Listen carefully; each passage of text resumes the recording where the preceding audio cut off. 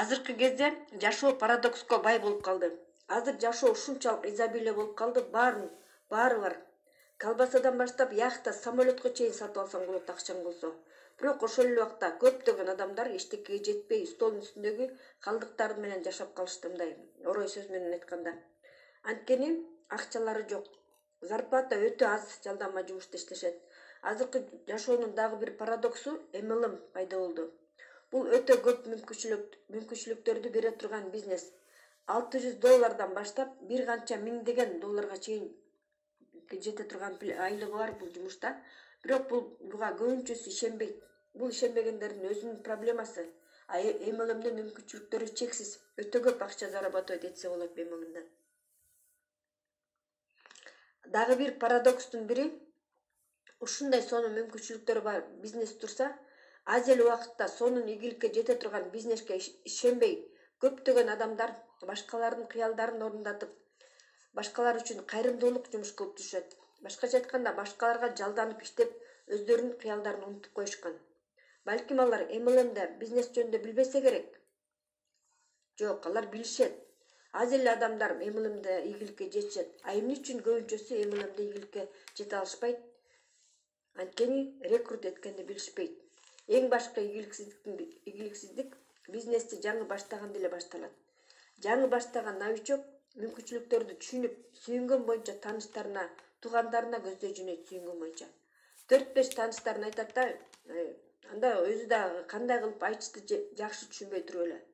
4-өө отказ кылат, мисалы. 1-экөөсү критика кылат. Көңүлү кала түшкөн новичок өчүп калат да такыр таштап салат. Бизнести сунуш кылбай эле, продукция сатып эле жүрүп калат. MLM бизнесте ийгилик 4 фактордон турат. Биринчиси, башка адамдарды ээрчитип келгенди билүү. Бул эң башкы фактор. Бул 30% ийгилик түзөт. Экинчиси, клиенттер менен иштөө жөндөмү. Бул 10% түзөт ийгиликтин. Үчүнчүсү, уже партнер болуп калгандарга мотивация кылганды билүү. Бул 30% түзөт. Анан төртүнчүсү, ушул 3 факторга өзүңдүн партнерлорунду үйрөтө билүү. Бул ийгиликтин 30%-ын түзөткөн. Бул китеп толугу менен ушу биринчи факторго арналган экен. Адамдарды бизнеске ээрчитип келгенди билүүгө. Рекрутирование боюнча кантип профессионал болуш керек? Кандай кылып сөздү баштайбыз бейтааныш адам менен? Биринчи бизнеске тиешеси жок эле сөздөн баштайбыз. Үй бүлө, жашоо, бизнес жөнүндө сурашабыз. Акырындык менен анан бизнеске өтөбүз. Анын зарплатасына. Ыраазы эмес экенин билебиз. Анан сурайбыз. Сен көп акча тапкың келеби? Албетте ооба. Бул атака кылганга сигнал дейт. Анан бизнестин мүмкүнчүлүктөрүн айтып берип баштайбыз анан. 3 мүмкүнчүлүктөрдү.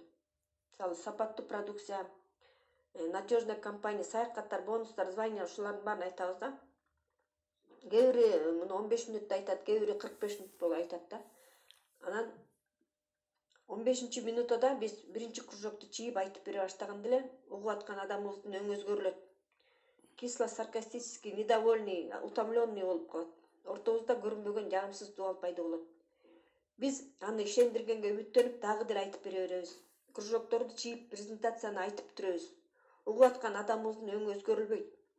Биз алы отказ кылбаса экен деп кызыктырайын деген ойдо 15 мүмкүнчүлүктөрдүн баарын айтып беребиз. Балким кызыгып кетет деген ойдо. Бирок анын өңү өзгөрүлбөйт дагы деле. Биз айта турган сөзүбүздүн баарын айттык, бирок ал 15-секундта эле даярдап койгон жообун. Любой возраженияны даярдап койгон ал. Мисалы, убактым жок дейт. Биз каршы суроо менен иштеп баштайбыз. Мисалы, бул бизнесте убакыт көп деле талап кылынбайт. Ал муну жасаган кеч болуп калды. Биз болсо каршы суроолордун правиласы менен, ал каршы суроолор менен иштеп баштайбыз. Кеч деле эмес, MLM бизнесте качан болсо дагы ийгиликке жетсе болот, жана башка сөздөрдү айтып. Ал мен сатканды билбейм, жоксо мен кооз сүйлөй албайм, менин кошунам иштей албай койгон, жана башка ушундай сыяктуу толтура возраженияларды айтат. А биз болсо талашып тартышып далилдеп баштайбыз анан. Тигил адамда жүзүндө кызыкканын байкайбыз. Кызыгып калганын байкап калабыз. Анан азыр бир кызыктуу информацияны айтсам, точно бул кызыгат, кызыгып калат деп ойлойбуз да анан. Бирок биз баарын эч жагы эле айтып салган болобуз. Ал бизнеске серьезно мамиле кыла элек деле биз айтып салганбыз баарын. Эмне кылыш керек? Кайрадан башынан баштап айтып берип баштайбыз анан. Аягында биздин клиент чарчап калат да, мен ойлонуп көрөйүн дейт. Ошентип үйлөрүбүзгө кетебиз. Саат мынчада баланча күнү кези кел деп сүйлөшүп алабыз анан. Сүйлөшкөн күнү анан чалсаң ал мен азыр бошобойм деп толтура шылтоолорду айтып туруп анан эмдиги айда кези келчи же болбосо бир октябрда кези келчи деп каякта бир шылтоолорду айтып анан телефонду коюп коет. Жоксо анан ошо боюнча телефонду албай деле коет анан. Эмне үчүн мындай кыйналуулар болот? Ушинтип рекрут кылгандан кийин любой адам эле бул бизнестен кеткиси келет. Бул бизнес эмес эле бетонный стенага бетибизди койгулап аткандай эле болот анан. Кантип дискомфорту аз кылып эффективности көбөйтсөк болот? А дегенде эмне үчүн көбүнчө адамдар жашоосун өзгөрткүсү келбейт деген суроого жооп табалы биринчи. Азыркы жашоодо көбүнчө адамдарда окшош результат. 3 сөз менен гана айтса болот результатты. Биринчи бедность, экинчи нереализованность, үчүнчү непродуктивность. Балким кимдир бирөө айтышы мүмкүн. Буга өлкө күнөөлүү, биз кедей өнүкпөгөн өлкөдө жашайбыз деп. Ооба, 90-жылдары беспредел болгон, развал болгон, көп элдер акчасын алдатышкан, Сбербанкка алданышкан акчаларын. Бирок өлкө канчалык развитый болсо, ошончолук көп айлык алышат. А пенсияга чыкканда көп пенсия менен чыгышат. Бирок канчалык өлкө өнүккөн сайын ошончолук прожиточный минимум көп болот дагы, алар деле пенсияга чыкканда өздөрүн ийгиликтүү, бактылуу сезип кетпейт. Жетишпеген жашоодо жашашат өздөрүнүн меркасы менен.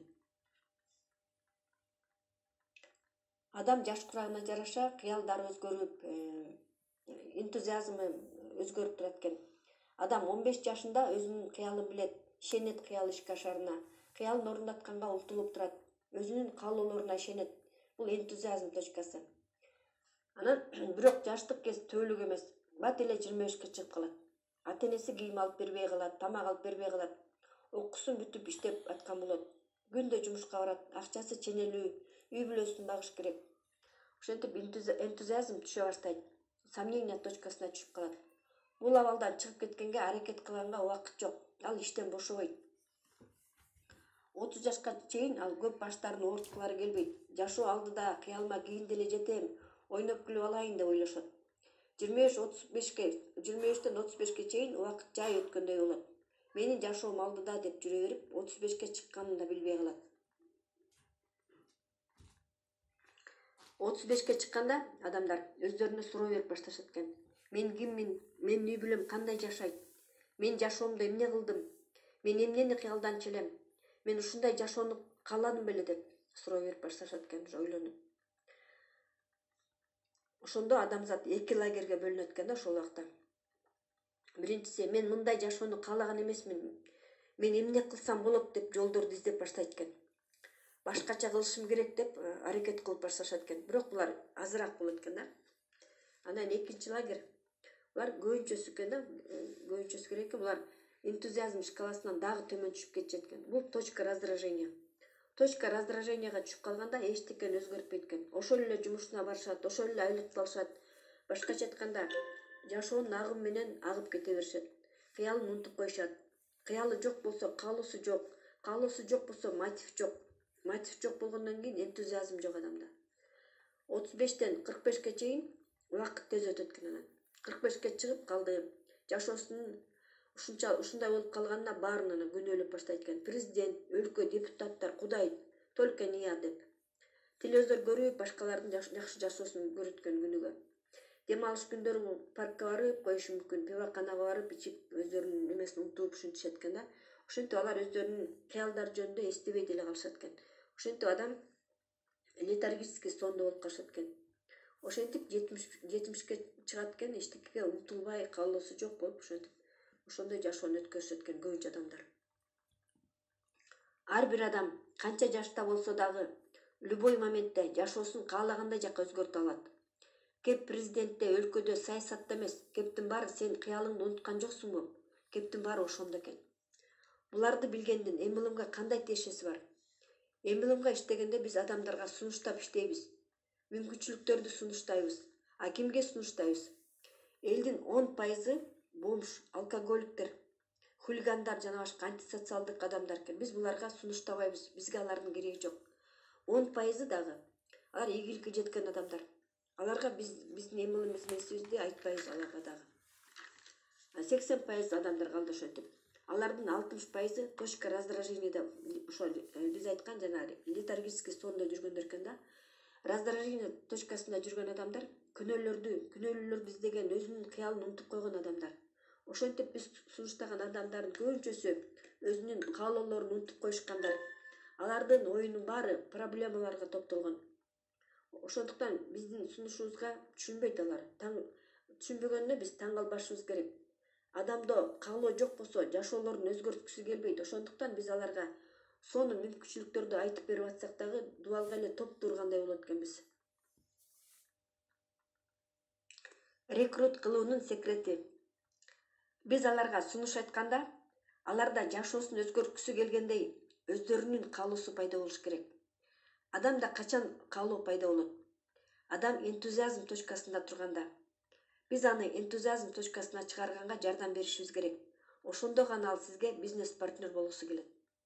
Биз канчалык профессионал болсок, адам ошончолук тезирээк энтузиазм точкасына чыккысы келет жана көбүрөөк ошол точкада калат.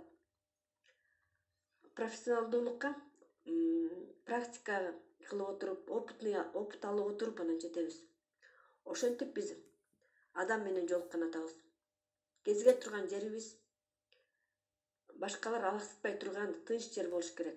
Бул биринчи даярдоо этабы.